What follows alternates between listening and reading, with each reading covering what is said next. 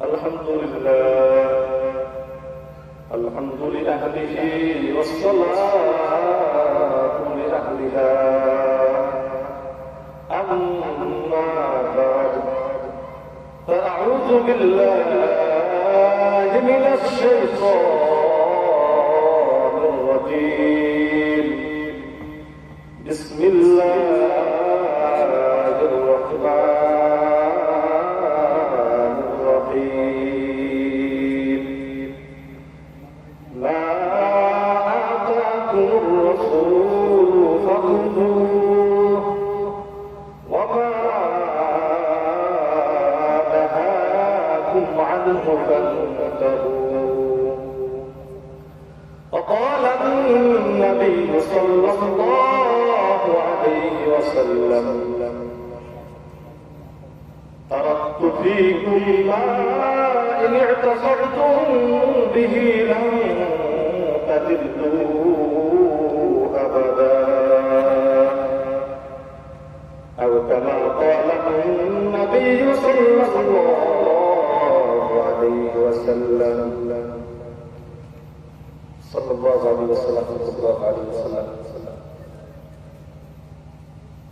আলহামদুলিল্লাহ আল্লাহ রাব্বুল আলামিনের দরবারে লাখ লাখ শুকরিয়া সেই মহান রব্বুল আলামিন আমাদেরকে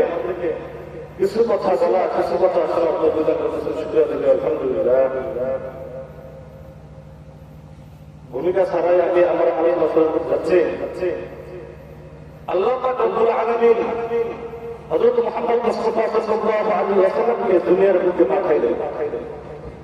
পাঠানোর পর হুজুর সাল্লাল্লাহু আলাইহি ওয়াসাল্লাম হাঁটি হাঁটি পা করে বড় হচ্ছেন 40 বছরের বয়সে পদার্পণ করলেন আল্লাহ পাক রব্বুল আলামিন নবী সাল্লাল্লাহু আলাইহি ওয়াসাল্লামকে নবুয়ত দিলেন নবী সাল্লাল্লাহু আলাইহি ওয়াসাল্লাম নবুয়ত পাইয়া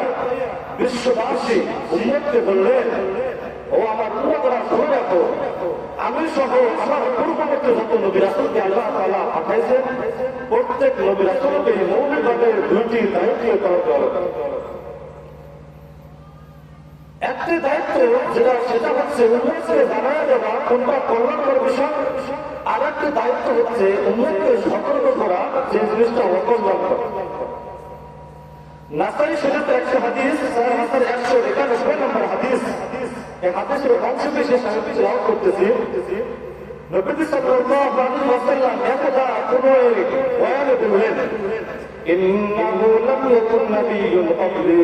ইল্লা কানা হাক্কান আলাইহি আন ইয়াদুল্লা উম্মাতাহু আলা মা ইয়ালামুহু খায়রান লাহুম ওয়া ইয়ানযুরু কওমাহুম ওয়া ইয়ানযুরু কওমাহুম আলা মা ইয়ালামুহু শাররান লাহুম নবী সাল্লাল্লাহু আলাইহি ওয়াসাল্লাম বললেন ও দুনিয়ার উম্মতরা তোমরা শুনে রাখো আমি সহ আমার পূর্ববর্তী যত নবী রাসূলকে আল্লাহ তাআলা প্রেরণ করেছেন প্রত্যেক নবী রাসূলকে মৌলিকভাবে দুটি দায়িত্ব পালন করা লাগতো একটি দায়িত্ব হচ্ছে আইয়াতুল উম্মাতাহু আলা মা ইয়ালামুহু খায়রান লাহুম